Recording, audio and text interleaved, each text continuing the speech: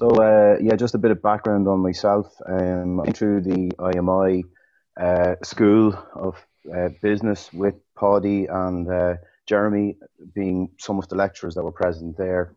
And I was inveigled into the level 10 senior hurling, as I call it.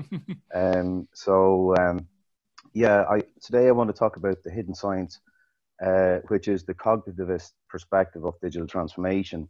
So, like Mark, I've many years' experience in technology. I actually did cognitive psychology in DCU in my undergrad days. I never really thought I'd end up doing this type of research for a moment.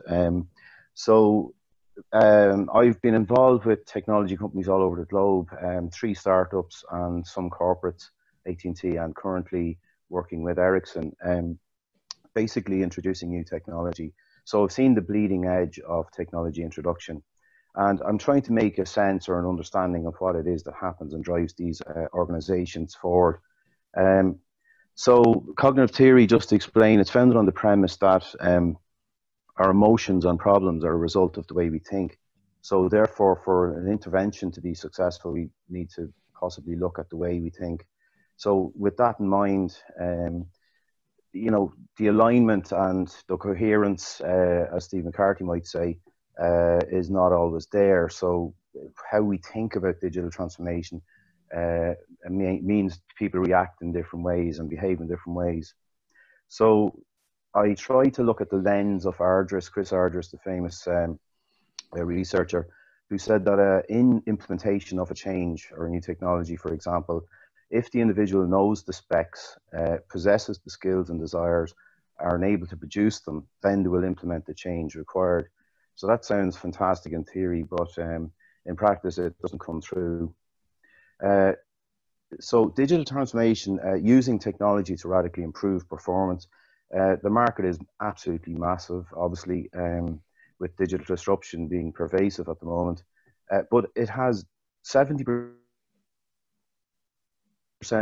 failure rates, representing nearly $1 trillion of shortfall. Uh, some of the research concentrates mostly on process and technology, but I know from my experience, it's been inherent in my, let's say, my own belief systems that it was the people aspect that's the most difficult to get to move forward. So not to cut too fine a point on it, I tried looking at cognitive models and basically compare cognitive models in information systems with other sciences. So I found it incredible that there weren't too many models, mostly around robotics and some in machine learning and artificial intelligence regarding cognition as an adjective, for example, but not so much there holistically in terms of what the cognitive model would be. So I looked at psychology mainly and also medical aspects to see what I could learn and see how we could apply that to the digital transformation market. So from my very earliest engineering days, simply in any, let's say, process, there's an input, there's a process and an output. In terms of digital transformation, it's a situation, some type of cognitive process and behavioral outcome. And I want to try and understand this process a bit more. In change management, there's many examples of how you'd manage that change, and the same with behavioral outcomes. And my favorite paper, and one that triggered this research, was by Beaudry and Pincelow in 2010, and it concentrated on emotion. But I knew there was more to this, so I looked at this cognitivist focus where we could develop, let's say, sense making in individuals about the change. So my research objective was a scoping review of cognitive models within psychology and draw on those insights to apply to DT.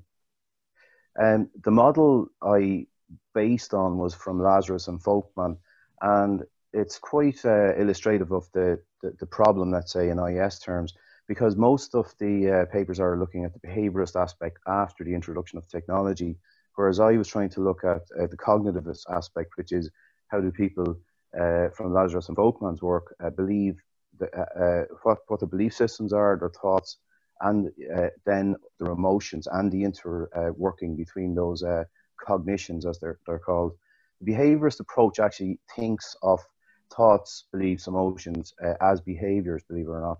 So they don't really look back and then just bundle them all into that one box. Next, I looked at, based on that model, I looked at examples of the development, let's say the bloodline of thoughts, beliefs, and emotions. And so in psychology, huge amounts of work going on for a long time. And they were brought together by, as I mentioned, Beaudry and Pinsnow and Folkman and Lazarus as models. And the most useful model I've used is by A.T. Beck and Hay, a generic cognitive model. And that led to Judith Beck, his daughter, Aaron Beck's daughter, hierarchy of cognition model. So this was the first time I had something to try and, let's say, confirm the validation of the theory that these are valid constructs in the psychological domain. Digging deeper, this wasn't in any research paper, it was in actually a top-selling book by Judith Beck. The thought record based on the hierarchy of cognition actually illustrates that in cognitive assessment of patients, for example, it's best to log situations, their thoughts, beliefs, emotions, and what the response would be in order to circle back and try and intervene in the outcome. But in the context of digital transformation, I applied a lens from Westerman, a Harvard professor in digital transformation. And there's three phases, pre-DT, during DT, and post-DT. I was going to focus only on the pre-DT aspect because that's where I come in with technology introduction mainly, and that would have helped me the most in my analysis.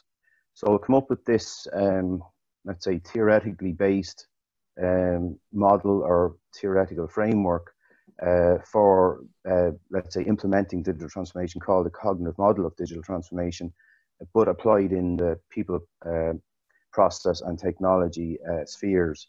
And my belief is that if we can create the thoughts and also the beliefs and emotions of people, we can somehow realize how people are cognitively assessing the DT situation before the DT happens. And some of those insights could be valuable in actually implementing a more successful digital transformation later on the line. I've also included a guidance, thanks to John McAvoy and Paddy and Jeremy, in guiding people through this process, so we're sure what each aspect means. I believe that this model, it addresses what Clue and Friedrichsen say in terms of action control to move from cognition to behavior, and that is when goals or action alternatives are well defined, this theory closes the cognition behavior gap. So I'm hoping that in terms of digital transformation, I'm really helping to close that cognition behavior gap. The research included, let's say, parsing through 20 papers in MISQ and ISR, Information Systems Research, for cognition, people, process, technology, and also digital transformation. And then also, if you look at the top 10, just looking at a, let's say, a sample of that, what are the theories they have in terms of those terms? And mostly they're involved in technology acceptance.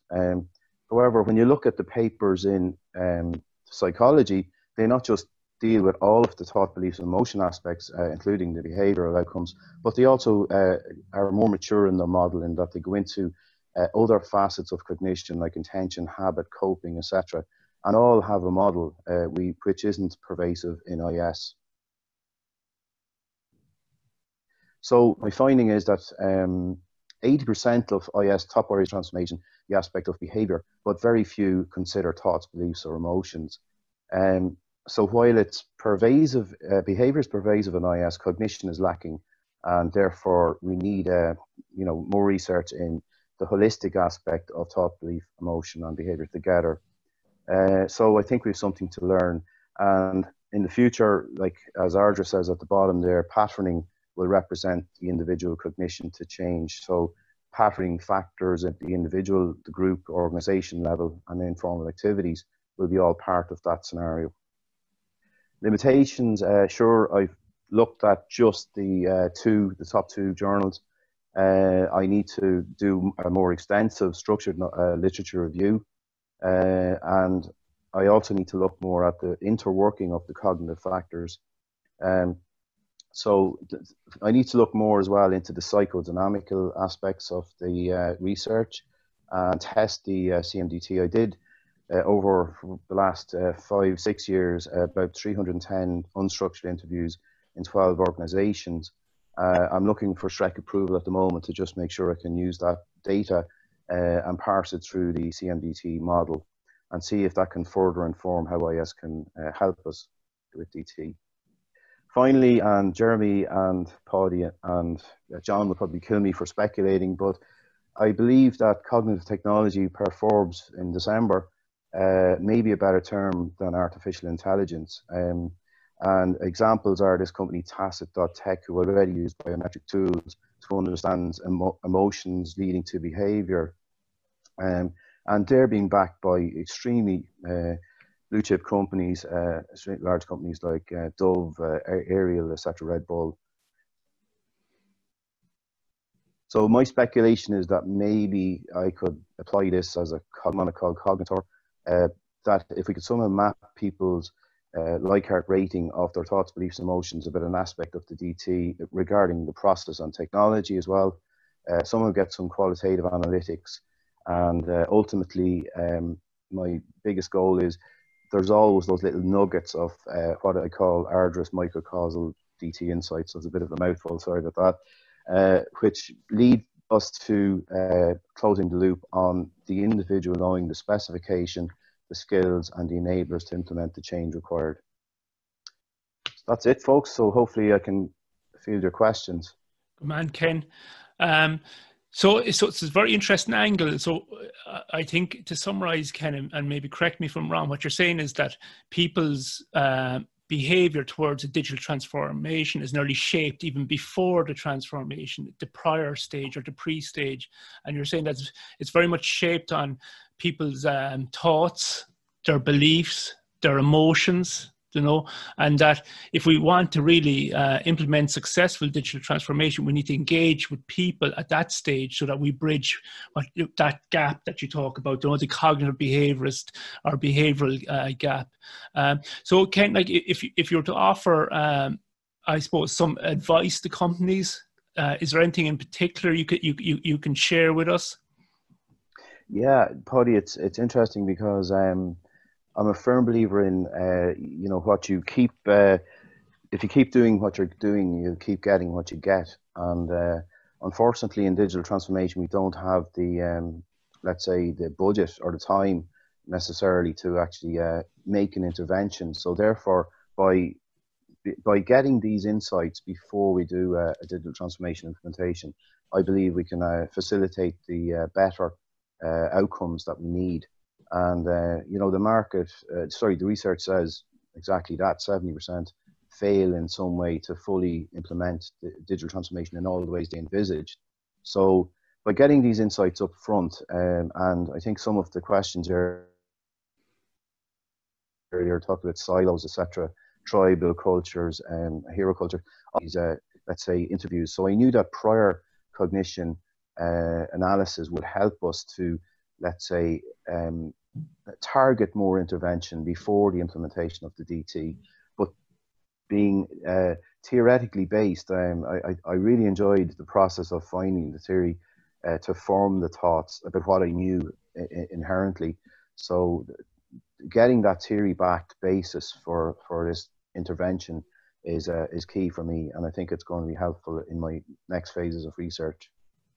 Yeah.